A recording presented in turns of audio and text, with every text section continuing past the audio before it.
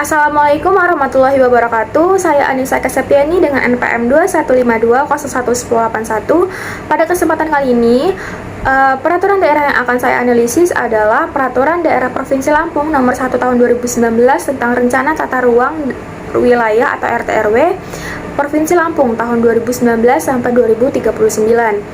Analisis yang pertama atau A, urgensi peraturan daerah tersebut bagi pelaksanaan otonomi daerah atau bagi kesejahteraan rakyat di daerah tersebut. Baik, saya akan memulai analisisnya terhadap urgensi bagi pelaksanaan otonomi daerah terlebih dahulu, yaitu peningkatan kemandirian dan otonomi lokal. Terdapat dalam bab 1, pasal 1-3, yaitu peraturan ini memberikan landasan bagi Provinsi Lampung untuk merencanakan dan mengatur tata ruang wilayahnya sendiri sesuai dengan kebutuhan dan karakteristik lokal. Pasal 4-5, karena dengan adanya RT/RW ini, Provinsi Lampung memiliki panduan yang jelas mengenai alokasi ruang untuk berbagai keperluan seperti permukiman, industri, pertanian, dan kawasan lindung. Ini memungkinkan daerah untuk membuat kebijakan yang lebih tepat, sasaran, dan efektif dalam pengelolaan wilayahnya. Kemudian, analisis selanjutnya berkaitan dengan urgensi bagi kesejahteraan masyarakat, yaitu adanya peningkatan kualitas hidup. Terdapat dalam bab 3 pasal 11-13, karena RT/RW ini berperan dalam meningkatkan kualitas hidup masyarakat melalui pengaturan tata ruang yang memperhatikan aspek-aspek lingkungan, sosial, dan ekonomi. Misalnya, dengan menetapkan kawasan permukiman yang layak huni dan berkelanjutan, serta menghindari pembangunan di daerah rawan bencana. Pasal selanjutnya ada di pasal 14-16, karena pengaturan tata ruang yang baik juga mendukung pengembangan infrastruktur dan dasar seperti jalan, jembatan, dan fasilitas umum lainnya yang sangat diperlukan untuk meningkatkan aksesibilitas dan konektivitas antar wilayah yang pada akhirnya berdampak positif pada kesejahteraan masyarakat. Selanjutnya, bagian perda yang membantu analisis saya ini ada di pasal 3, yaitu menyatakan tujuan RT/RW yang meliputi peningkatan kualitas hidup masyarakat, pengelolaan sumber daya alam yang berkelanjutan, dan peningkatan daya saing daerah. Selanjutnya ada di pasal 4, yaitu menetapkan kebijakan umum tata ruang wilayah yang mencakup berbagai aspek pembangunan termasuk pemukiman, industri, dan kawasan lindung. Selanjutnya ada di pasal 11-13, yaitu mengatur tentang zona permukiman dan pengembangan infrastruktur dasar yang mendukung peningkatan kualitas hidup masyarakat. Selanjutnya ada di pasal 17-19, mengatur tentang perlindungan kawasan lindung dan pengelolaan lingkungan yang berkelanjutan. Dan terakhir ada di pasal 23-25, yaitu menetapkan zona-zona ekonomi yang mendukung pemberdayaan ekonomi lokal dan pertumbuhan ekonomi daerah. Baik, selanjutnya saya akan membahas poin yang B, mengapa peraturan daerah tersebut diperlukan dan tinjauan secara filosofis, sosiologis, dan yuridisnya. Mengapa peraturan ini penting? Karena peraturan ini memberikan arah dan panduan yang jelas dalam mengelola ruang wilayah, memastikan bahwa pembangunan dilakukan secara terkoordinasi, terencana, dan berkelanjutan. Dengan adanya RT/RW ini, daerah memiliki landasan yang kuat untuk mengatur penggunaan lahan, pembangunan infrastruktur, pelestarian lingkungan, dan pemanfaatan sumber daya alam. Selanjutnya saya akan membahas tentang tinjauan filosofisnya. Ini dilihat dari keseimbangan dan keberlanjutan. Filosofi di balik RT/RW adalah untuk mencapai keseimbangan antara kebutuhan manusia dan pelestarian lingkungan. RT/RW dirancang untuk memastikan bahwa pembangunan yang terjadi tidak merusak lingkungan, tetapi sebaliknya mendukung keberlanjutan jangka panjang. RT/RW juga mencerminkan filosofi kesejahteraan bersama, di mana tata ruang wilayah dirancang untuk memberikan manfaat maksimal bagi semua lapisan masyarakat, baik dari segi aksesibilitas, keamanan, dan kenyamanan hidup. Tinjauan sosiologisnya dilihat dari partisipasi masyarakat. RT/RW ini dirancang untuk melibatkan partisipasi aktif masyarakat dalam proses perencanaannya. Ini penting untuk memastikan bahwa rencana tata ruang mencerminkan aspirasi dan kebutuhan warga. Selanjutnya dilihat dari pengelolaan urbanisasi dan pertumbuhan penduduk. Dengan adanya RT/RW ini, pertumbuhan penduduk dan urbanisasi dapat dikelola dengan lebih baik. Tata ruang yang baik mencegah munculnya pemukiman kumuh dan masalah sosial lainnya akibat perencanaan yang tidak teratur. Tinjauan yuridis. Kalau dilihat dari kepastian hukum, RT/RW ini memberikan dasar hukum yang kuat untuk semua kegiatan pembangunan di wilayah tersebut. Ini mencerminkan kepastian hukum bagi pemerintah, daerah, investor, dan masyarakat. Kalau dilihat dari pengendalian dan pengawasan, Perda ini diperlukan untuk mengatur pengendalian dan pengawasan tata ruang agar sesuai dengan rencana yang telah ditetapkan. Ini penting untuk mencegah penyimpangan dan memastikan pembangunan berkelanjutan. Selanjutnya, bagian Perda yang membantu menjawab saya ada di pasal 1 dan pasal 2 menyebutkan dasar hukum tujuan utama RT RW ini yang mendukung keseimbangan antara hubungan ekonomi, sosial, dan lingkungan serta memastikan keberlanjutan pembangunan. Selanjutnya ada di pasal 3 menguraikan visi misi RT RW yang mencerminkan komitmen terhadap kesejahteraan masyarakat secara keseluruhan dan pembangunan yang berkelanjutan. Ada di pasal 10 mengatur pengembangan kawasan pemukiman yang layak huni dan berkelanjutan yang membantu mengelola urbanisasi dan pertumbuhan penduduk secara aktif.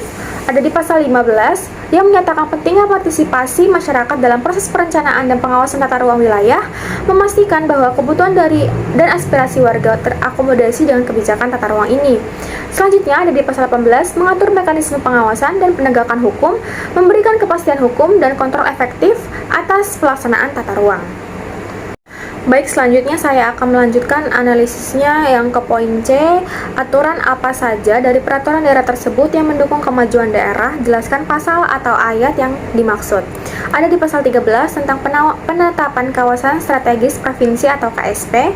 Pasal ini memberikan dasar hukum bagi penetapan kawasan strategis provinsi yang mencakup kawasan-kawasan yang memiliki pengaruh besar terhadap ekonomi, sosial, budaya, lingkungan, serta pertahanan dan keamanan.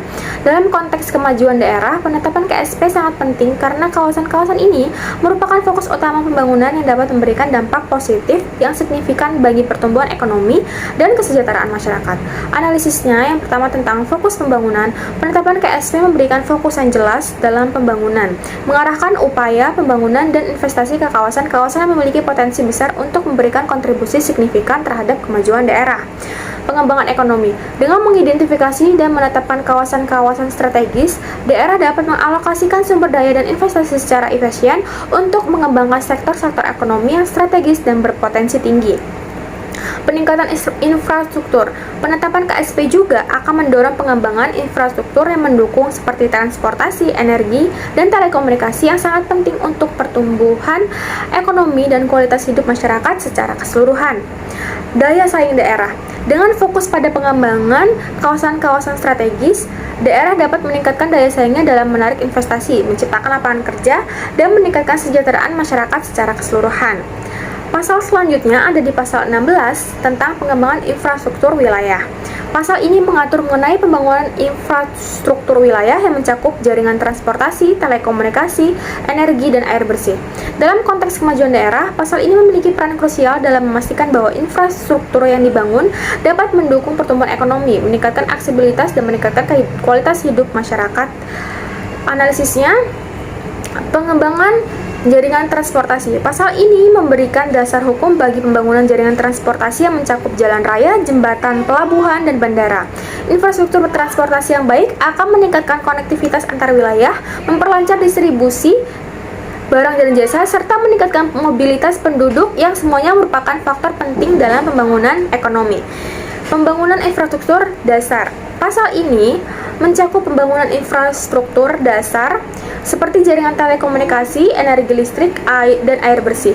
Infrastruktur ini merupakan fondasi penting bagi pembangunan ekonomi dan kualitas hidup masyarakat. Misalnya, jaringan telekomunikasi yang baik memungkinkan akses internet yang lebih luas, sementara pasokan listrik yang stabil mendukung pertumbuhan sektor industri dari usaha kecil ke menengah.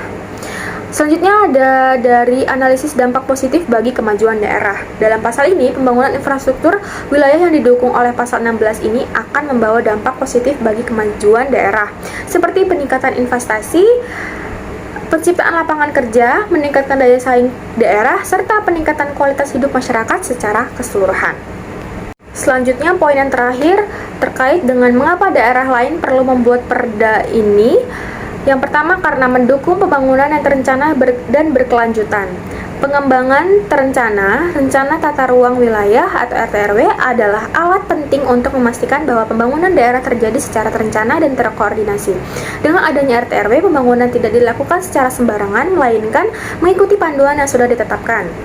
Pembangunan berkelanjutan. RT RW memastikan bahwa pembangunan dilakukan dengan memperhatikan aspek keberlanjutan lingkungan. Hal ini penting untuk menjaga keseimbangan ekosistem dan mencegah degradasi lingkungan yang dapat merugikan di masa depan. Contoh, daerah lain yang menghadapi pertumbuhan ekonomi dan populasi yang cepat dapat menggunakan RT RW untuk mengarahkan pengembangan sehingga menghindari masalah seperti kemacetan, banjir, dan pemukiman yang kumuh. Selanjutnya ada di peningkatan kualitas hidup masyarakat. Detail analisisnya seperti RT RW ini memandu pengembangan infrastruktur seperti jalan, jembatan, pelabuhan, bandara, infrastruktur yang baik, meningkatkan kualitas hidup dengan mempermudah akses ke layanan dasar seperti pendidikan dan kesehatan. Kemudian, penataan ruang yang baik juga memastikan tersedianya kawasan pemukiman yang layak dan terjangkau, serta fasilitas umum yang memadai untuk memenuhi kebutuhan masyarakat. Contohnya, daerah dengan tantangan dalam penyediaan perumahan yang layak dapat menggunakan RT RW untuk mengidentifikasi dan mengembangkan area baru untuk pemukiman yang dilakukan dengan fasilitas umum. Selanjutnya, ada menarik investasi dan mengembangkan ekonomi daerah. Penetapan kawasan-kawasan ekonomi khusus dalam RT RW memberikan insentif bagi investor untuk menanamkan modalnya di daerah tersebut. Ini menciptakan lapangan kerja dan mendorong pertumbuhan ekonomi lokal. RT RW juga membantu dalam mengidentifikasi dan mengembangkan sektor-sektor ekonomi unggulan di daerah seperti pariwisata, pertanian, industri, dan lainnya. Contoh, daerah dengan potensi pariwisata tinggi dapat merencanakan pengembangan destinasi, wisata, dan infrastruktur pendukungnya yang untuk menarik wisatawan dan meningkatkan pendapatan daerah. Selanjutnya ada di pengelolaan dan perlindungan lingkungan. RT RW menetapkan kawasan-kawasan lindung yang perlu dijaga untuk mempertahankan keseimbangan ekosistem. Ini mencakup hutan lindung, daerah aliran sungai, dan kawasan konservasi lainnya. Dengan adanya RT RW, daerah dapat mengelola sumber daya alam secara bijaksana untuk memastikan pemanfaatannya berkelanjutan dan tidak merusak lingkungan. Contohnya, daerah yang memiliki kekayaan sumber daya alam dapat menggunakan RT RW untuk mengatur eksploitasi dan konservasi sumber daya tersebut, menjaga keseimbangan antara pemanfaatan ekonomi dan kelestarian lingkungan. Selanjutnya ada di meningkatkan transparansi dan partisipasi masyarakat. RT RW melibatkan masyarakat dalam proses perencanaan dan pengawasan tata ruang. Ini memastikan bahwa kebijakan yang diambil mencerminkan aspirasi kebutuhan masyarakat. Contohnya, daerah lain dapat belajar dari Lampung untuk meningkatkan partisipasi masyarakat dalam perencanaan tata ruang, sehingga kebijakan yang diambil lebih akurat dan lebih diterima oleh masyarakat. Baik, sekian yang dapat saya sampaikan terkait analisis tentang Peraturan Daerah Provinsi Lampung Nomor 1 Tahun 2019 tentang Rencana Tata Ruang Wilayah Provinsi Lampung tahun 2019 sampai 2039. Mohon maaf bila ada kesalahan kata. Kurang dan lebihnya saya mohon maaf. Saya akhiri. Wassalamualaikum warahmatullahi wabarakatuh.